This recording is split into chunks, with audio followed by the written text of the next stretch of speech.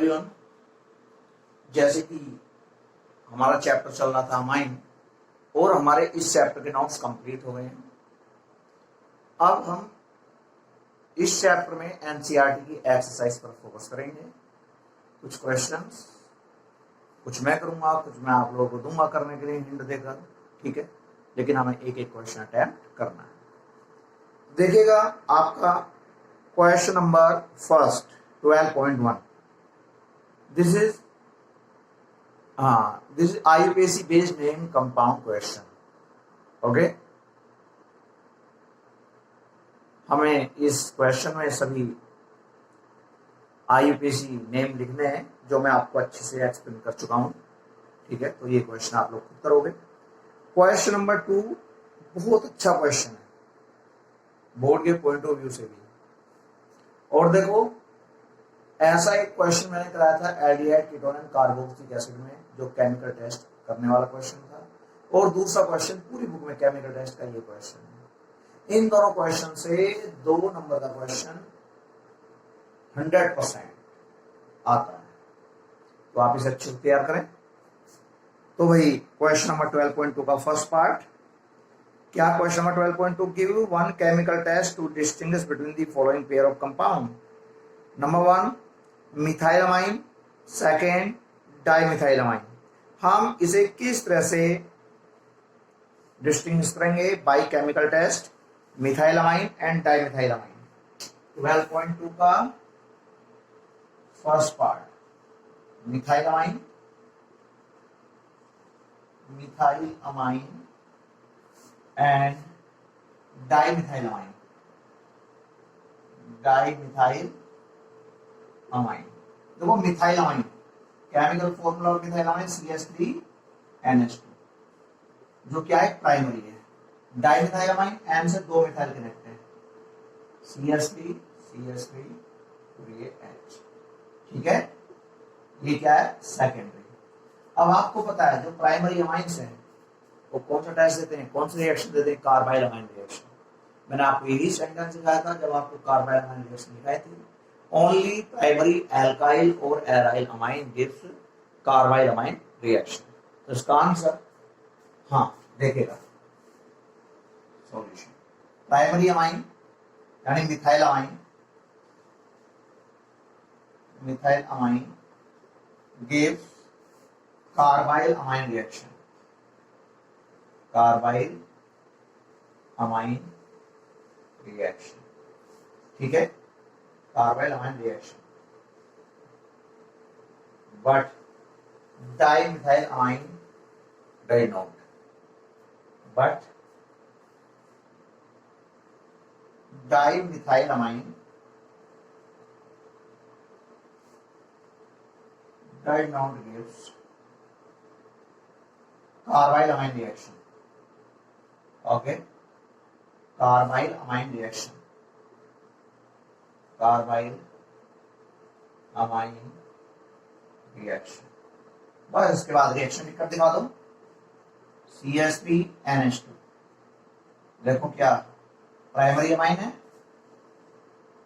Plus chloroform के साथ और एल्कोहलिक KOH एल्कोहलिक है। ओके, एल्कोहलिक KOH की प्रेजेंस में हीट करने पर मिथाइल आइसोसाइनाइड बनेगा CH3NC, methyl isocyanide CH3NC 3Cl और ये लेंगे 3KOH, 3K plus 3KOH। Okay, क्या बचा? 2 हाइड्रोजन यहां से, 1 हाइड्रोजन से, 2 हाइड्रोजन सॉरी 3 हाइड्रोजन और 3OH प्लस का 3H। नाम इसका methyl isocyanide, methyl isocyanide. Okay, dimethyl amine reaction देगी नहीं है, क्यों? ओनली प्राइमरी अमाइन देती है ना carbyl amine reaction. CH3 and CH3H plus CHCl3 plus 3KOH alcoholic की प्रेजेंस में। ओके, इसकी प्रेजेंस में हीट करने पर ये नो रिएक्शन। ओके, तो ये क्वेश्चन ऐसे होंगे। तो भाई यहां पर जो हमारा सेकंड पार्ट है, देखो ये है secondary amine and tertiary amine. Secondary amine और टर्शियरी अमाइन को हम हिंसबर्ग रिएजेंट की हेल्प से डिस्टिंग्विश करेंगे। क्यों सेकेंडरी अमाइन? भाई हिंसबर्ग रिएजेंट की हेल्प से, यानी हिंसबर्ग रिएजेंट के साथ रिएक्ट हो जाता है, जो मैंने आपको ऑलरेडी यानी कि नोट्स में करा रखा है। और जो टर्शियरी अमाइन है, ठीक है, tertiary amine does not give reaction with Hinsberg reagent. आप लोग इस क्वेश्चन को खुद करेंगे, सेकंड पार्ट को। थर्ड पार्ट है इथेनामाइन एंड एनिलीन। देखो अच्छा क्वेश्चन है। इथेनामाइन एंड एनिलीन दोनों प्राइमरी अमाइन है, कार्बाइल अमाइन रिएक्शन तो दोनों देंगे, लेकिन हम इसे यानी कि डिस्टिंग्विश करेंगे। एक्चुअली एल्काइल अमाइन का भी डाइएजेनिक सोल्ट बनाएंगे, एराइल अमाइन का भी, लेकिन एल्काइल डाइएजेनिक सोल्ट क्या है? एल्काइल का डाइएजेनिक सोल्ट अनस्टेबल है, वो वाटर के साथ रिएक्ट होकर क्या बनाता है? नाइट्रस एसिड बनाता है, ठीक है, लेकिन सॉरी एल्कोहल बनाता है, एल्कोहल बनाता है। लेकिन जो आपका ये है एनिलीन, ये नाइट्रस एसिड के साथ रिएक्ट होकर एक स्टेबल डाइजेनिक सोल्ट देता है, ठीक है। तो देखिएगा, हाँ थर्ड पार्ट,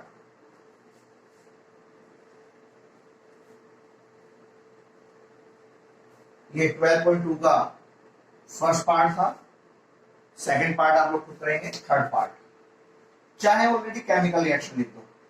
ये लो क्या है? इथाइल अमाइन है ना, इथाइल अमाइन और एनिलीन, इथाइल अमाइन और एनिलीन, CH3 CH2 और ये NH2। एनिलीन आपकी ये है,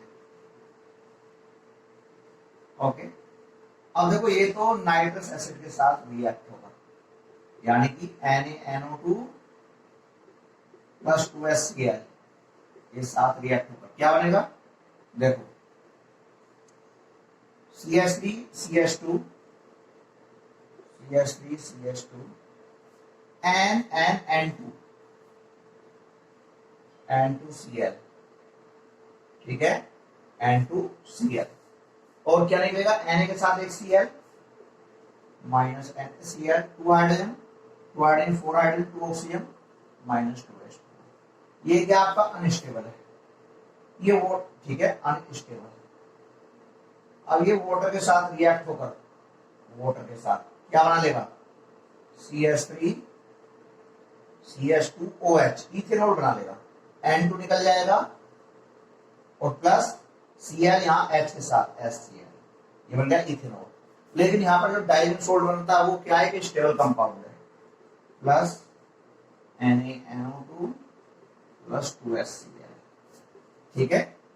और देखो ये रिएक्शन कराते हैं, हाँ 273 से 283 केल्विन टेम्परेचर पर, 283 केल्विन टेम्परेचर पर। देखो जो बेंजीन डाइएथोनियम क्लोराइड N2Cl, ठीक है, प्लस Na के साथ एक Cl NaCl प्लस 2H2, ये स्टेबल कंपाउंड है, स्टेबल कंपाउंड, ठीक है। तो आप इस तरह से चाहे केमिकल रिएक्शन लिख दो, जल्दी से नोट कीजिएगा, बी फास्ट। इसके बाद देखो फोर्थ क्वेश्चन है एनिलीन एंड बेंजाइल अमाइन। देखो एनिलीन और बेंजाइल अमाइन सेम इसी की तरह होगा। बेंजाइल अमाइन क्या होता है? बेंजाइल अमाइन का बस केवल आपको केमिकल फॉर्मूला बता रहा हूं, benzyl amine CH2 NH2 NH2, ठीक है। तो इसकी रिएक्शन यही हो जाएगी और ये बेंजाइल अल्कोहल देगा और एनिलीन आपकी ये रिएक्शन देगी, खुद करेंगे आप। इसके बाद aniline and N methyl aniline, बेटा एनिलीन प्राइमरी अमाइन है, ये कार्बाइल अमाइन रिएक्शन देगी, और एन इथाइल एनिलीन और सेकेंडरी अमाइन है, वो कार्बाइल अमाइन रिएक्शन नहीं देने की है। तो इस क्वेश्चन को आप लोग करें भाई। और देखो 13.3, ये बहुत बहुत अच्छा क्वेश्चन है बोर्ड के पॉइंट ऑफ व्यू से। हो सकता है आपको यहां से एक क्वेश्चन देखने के लिए मिले। तो भाई देखो, ये बेसिसिटी ऑफ अमाइन पर बेस्ड है, जो मैं आप लोगों को करा चुका हूं। PKb of aniline is more than that of methyl amine. देखो, एनिलीन क्या एक वीक बेस है in the comparison of, in the comparison of methyl amine.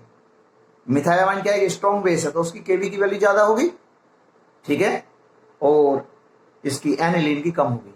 लेकिन केबी जिसकी ज्यादा है तो उसकी पीकेबी क्या होगी, कम होगी।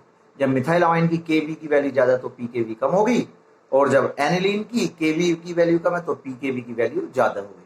ये मैं आपको ऑलरेडी नोट्स में करा चुका हूं, ठीक है। सेकेंड पार्ट, देखो ethyl amine is soluble in water whereas aniline is not. देखो यही क्वेश्चन है, इथाइल अमाइन, जो आपका इथाइल अमाइन है, तो बेटा जो हमारा ये पार्ट नंबर कौन सा, सेकेंड पार्ट है, ethyl amine is soluble in water whereas aniline is not. देखो एक्चुअली जो आपका ये कंपाउंड है ethyl amine, it form intermolecular hydrogen bond with water molecule, ठीक है। इथाइल अमाइन वाटर मॉलिक्यूल के साथ भाई इंटरमोलिकुलर हाइड्रोजन बॉन्ड बना देता है, so ethyl amine is soluble. But in case of aniline, बेटा जो हाइड्रोफोबिक पार्ट है, जो हाइड्रोकार्बन पार्ट है, वो बहुत बड़ा है। In aniline hydrophobic part is larger, so it does not form intermolecular hydrogen bond with water molecule, ठीक है। So it is insoluble in water. Okay class. इसके बाद आपका जो इसमें थर्ड पार्ट है, methyl amine in water react with ferric chloride to precipitate hydrated ferric oxide. देखो जो इसका थर्ड पार्ट है, ठीक है भाई, थर्ड पार्ट क्या कहता है, methyl amine in water react with, methyl amine react with water, methyl amine in water, sorry, methyl amine in water react with ferric chloride, okay, to precipitate hydrated ferric oxide, okay।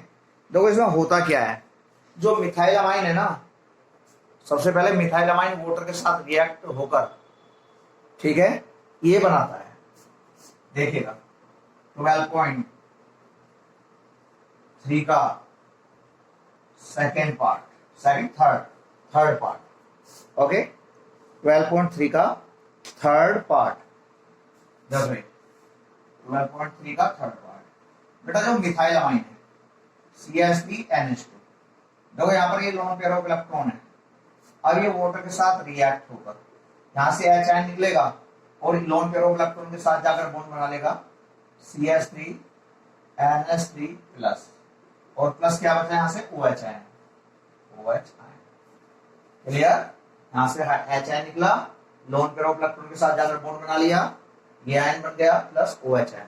अब आपका जो ये compound है, ठीक है, ferric, इसके साथ, यानी कि जो आपका वो क्या किसके साथ करा हो रिएक्ट होने के लिए, फेरिक क्लोराइड के साथ ना। अब फेरिक क्लोराइड भाई वो कहता है methyl amine water react with ferric chloride, ठीक है, क्या बनाता है, to precipitate hydrated ferric oxide, okay. अब देखो हाइड्रेटेड फेरिक ऑक्साइड, ठीक है, तो यहां पर ये हमारे OH आयन है। अब जो फेरिक क्लोराइड है FeCl3 इस OH आयन के साथ जाकर रिएक्ट करेगा, यहाँ पर 3 है, 3 ले लो, यहाँ पर क्या बनाएगा FeOH का होल थ्राइस फेरिक हाइड्रोक्साइड, और 3 क्लोराइड आयन यहाँ से निकल जाएंगे। यहाँ पर रेडिश ब्राउन प्रेसिपिटेट यही तो है, okay, reddish brown precipitate, okay. तो जल्दी से नोट करें इस पार्ट को, 12.3 का थर्ड पार्ट, ओके। इसके बाद देखो fourth part, although amino group is ortho and para aromatic electrophilic substitution reaction.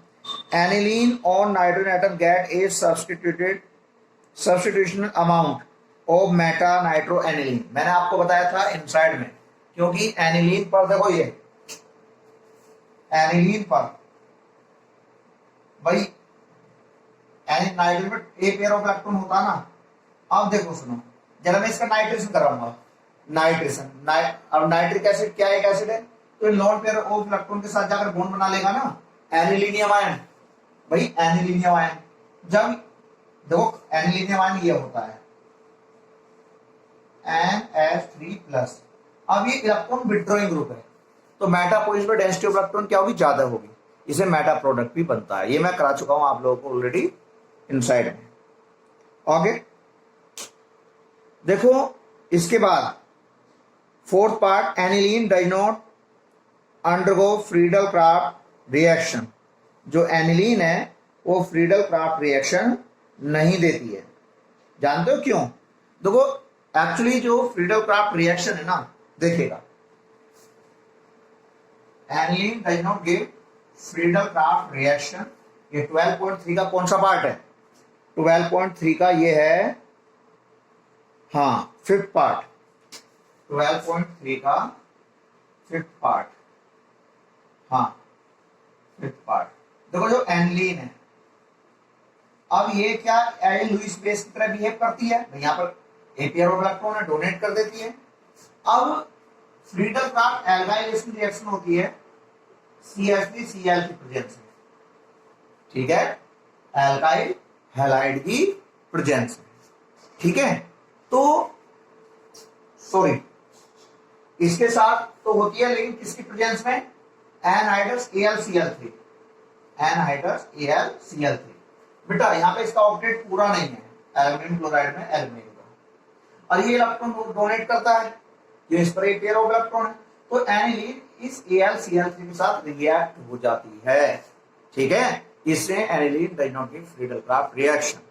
देखो, because aniline act as a Lewis base but AlCl3 act as a Lewis acid, क्योंकि इसका octet पूरा नहीं होता है, तो both compound aniline and AlCl3 react to each other form a compound, so it does not give Friedel craft alkylation reaction.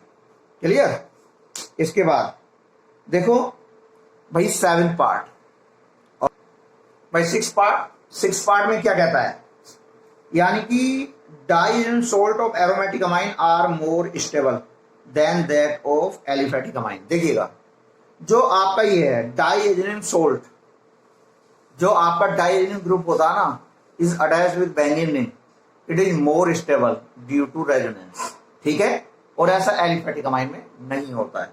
तो इसका answer ये है, ठीक है, because of resonance stabilization of diazonium salt with benzene, ठीक है। जो डाइजेनियम salt है बेंजीन के साथ ज्यादा स्टेबल होता है, but it is not stable with alkyl group. Clear? जो आपका डाइएजो ग्रुप है एल्काइल ग्रुप के साथ स्टेबल नहीं है। क्लियर? इसके बाद आपका भाई seven part, Gabriel phthalimide synthesis is preferred for synthesis primary amine. देखो एक्चुअली जो आपकी प्राइमरी अमाइन होती हैं, देखो Gabriel phthalimide synthesis gives pure primary amine without any continuation of secondary and tertiary amine.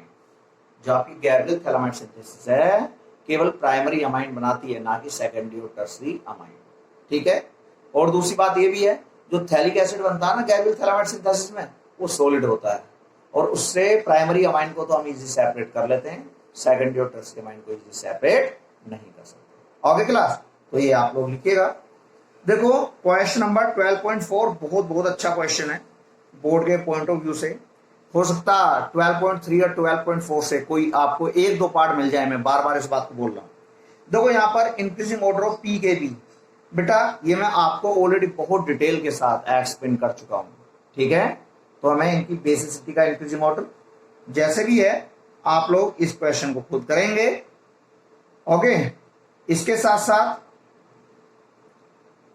हाँ जो आपका ये है, दो कन्वर्जन की तो मैं सेपरेट वीडियो डालूंगा, तो आपको परेशान होने की जरूरत नहीं है। ओके, और देखिए इसके बाद, हाँ 12.6 describe a method of identification of primary, secondary and tertiary ion। मैंने आप लोगों को ऑलरेडी इनसाइड में करा रखा हिंसबर्ग रिएजेंट की हेल्प से हम primary, secondary and tertiary amine को डिस्टिंग्विश कर सकते हैं, ऑलरेडी डन। इसके बाद बेटा क्वेश्चन नंबर 12.7 ओनली, ये नेमिंग रिएक्शंस करनी है, बहुत अच्छी रिएक्शंस है, ये सब इनसाइड में हो गई। ओके, और देखो 12.8, इनमें से बहुत सारे क्वेश्चंस ऐसे हैं जो आपकी इनसाइड में कन्वर्जेंस आ गए हैं, तो आप लोग ट्राई करें, जो भी कोई डाउट है आप लोग डिस्कस कर सकते हैं। ओके, देखो यदि आपको इनसाइड आता है अच्छे से, तो आप कन्वर्जन को सबसे आसान पॉइंट, सबसे आसान टॉपिक समझोगे। और यदि आपको एक भी चैप्टर की केमिकल रिएक्शन याद नहीं है ना, तो आप कन्वर्जन नहीं कर सकते। इसलिए कन्वर्जन करने के लिए आपको हेलोएल्केन, हेलोएन भी अच्छे से तैयार होना चाहिए, अल्कोहल, फिनोल, ईथर भी अच्छे से तैयार होना चाहिए, और आपका जो ये चैप्टर है, क्या नाम है, एल्डिहाइड, कीटोन, कार्बोक्सिलिक एसिड, बहुत अच्छे से, और ये आपका अमाइन भी अच्छे से तैयार होना चाहिए। जब सभी चैप्टर्स की केमिकल रिएक्शन आप लोग अच्छे से तैयार कर लोगे, तो कन्वर्जन सबसे आसान टास्क होगा पूरी ऑर्गेनिक केमिस्ट्री के अंदर। एक एक कन्वर्जन को आप एक ही मेथड से कर लोगे। ओके, अब देखो 12.9 आप लोग खुद करें, ठीक है बेटा। अब 12.10 देखिएगा, 12.10 में करा रहा हूं, an aromatic compound A on treatment with aqueous ammonia and heating form compound B. देखो कोई एरोमेटिक कंपाउंड है ए, ठीक है, कोई एरोमेटिक कंपाउंड है ए, वो कहता है इसकी रिएक्शन कराएंगे अमोनिया के साथ और हीट करेंगे, कंपाउंड बी बनाएगा। अब बी क्या है, बी को हम ब्रोमीन और KOH के साथ स्ट्रांगली हीट करेंगे, ठीक है, तब हमें कंपाउंड सी मिलेगा, ठीक है। अब वो कहता है molecule formula is C6H7N, right the structure and IUPAC name of A, B and C।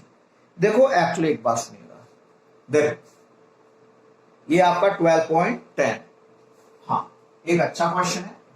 देखो एक्चुअली 12.10, जो 12.10 की बात कर रहा, देखो जो कहता है ना ए, वो बेंजोइक एसिड है COOH, इसकी रिएक्शन अमोनिया के साथ NH3 के साथ आप लोग हीट कर दो, तो बन जाएगा आपका अमाइड बी कंपाउंड, ठीक है, C double bond O NH2। Okay, यहां तक क्या निकल जाएगा, एक OH यहां से, एक H यहां से, माइनस H2, ये बन गया आपका बी। अब इसकी करा दो वो half manner bromide degradation reaction, यानी कि Br2 प्लस 4 KOH या NaOH, देखो ये निकल जाएगा ना, तो बन जाएगी आपकी aniline C part, NH2 C part, ठीक है, 2 KBr प्लस और क्या बनेगा K2CO3, और जो वाटर बन रहा है वो निकाल दो, तो 2H2O वाटर के बन जाएंगे। Half and bromide degradation reaction में करा चुका हूं, चाहे KOH ले लो या NH ले लो, ठीक है बेटा। ये आपके ABC है, और एक क्वेश्चन नंबर आपका कौन सा है, 12.10, ठीक है, तो आप लोग जल्दी से नोट करें। इसके बाद क्वेश्चन नंबर 12.11 आप लोग खुद करेंगे, केमिकल रिएक्शन को कंप्लीट करने वाला है, ठीक है, जल्दी से नोट कीजिएगा। इसके बाद के देखो जो क्वेश्चंस हैं सब हमारे इनसाइड में आ चुके हैं। Why can not aromatic primary amine be prepared by Gabriel phthalimide synthesis, ठीक है। और देखो 12.13 write the equation of aromatic and aliphatic primary amine with nitrous acid, already अभी करा चुका हूं भाई। Question number 12.14 why an amine less acidic than alcohol of comparable molecular masses, क्योंकि देखो primary amines less acidic than alcohol, अरे amine के ऊपर, अमाइन में नाइट्रोजन पर क्या होता है, लोन पेयर ऑफ इलेक्ट्रॉन, ठीक है, तो आसानी से H को डोनेट नहीं करती है, ओके, हाँ। और इसके साथ साथ जो आपका सेकेंड पार्ट है, why do primary amine have higher boiling point than tertiary amine, क्योंकि प्राइमरी अमाइन में इंटरमोलिकुलर हाइड्रोजन बॉन्ड है और टर्सी अमाइन में नहीं होते हैं, इसलिए प्राइमरी अमाइन का बॉइलिंग पॉइंट हाई होता है। Third part, why are aliphatic amine stronger base than aromatic amine. बेटा एरोमेटिक अमाइन में तो रेजोनेंस स्ट्रक्चर बन जाते हैं, जो नाइट्रोजन पर लोन पेयर ऑफ इलेक्ट्रॉन होता है बेंजीन इन पर डीलोबिलाइज हो जाता है, और एलिफेटिक अमाइन में ऐसा होता नहीं है। So aliphatic amine is strong base. Okay, तो बेटा लेकिन आप लोग 12.12 को दोबारा देखें, वाई कैन, हाँ बेटा 12.12 में ये कहता है why can not aromatic primary amine be prepared by Gabriel phthalimide synthesis. देखो गैब्रियल थैलामाइड सिंथेसिस की हेल्प से हम एरोमेटिक प्राइमरी अमाइन को नहीं बना सकते। देखो क्यों, जैसे गैब्रियल थैलामाइड सिंथेसिस में एल्काइल हैलाइड रिएक्ट होता ना भाई, एल्काइल हैलाइड RH, तो यहाँ पे ये सिंगल बॉन्ड एकदम ब्रेक हो जाता है, but in aryl amine there is a partially double bond between carbon and halogen. इसे ब्रेक करना क्या आसान नहीं है इसने, ठीक है। तो इसका आंसर क्या है, हाँ, aromatic primary amine cannot be prepared by Gabriel Thalamide synthesis reaction because in haloarine there is a partially double bond between carbon and chlorine due to resonance, ठीक है, it cannot break easily, so by this method we cannot prepare aromatic primary amine by Gabriel Thalamide synthesis process। Okay बच्चों, तो इसलिए maximum मैंने questions आपको touch किए हैं, आप लोग करें, जो भी डाउट है आप लोग, कहने का मतलब ये है जूम क्लास पर भी डिस्कस कर सकते हो, लेकिन बेटा चैप्टर बहुत बड़ा है, बड़ी केमिकल रिएक्शन है। ओके, आप इस चैप्टर को करें, जो भी डाउट है कहीं भी आप मेरे मोबाइल नंबर पर आप लोग कॉन्टैक्ट कर सकते हैं। ओके।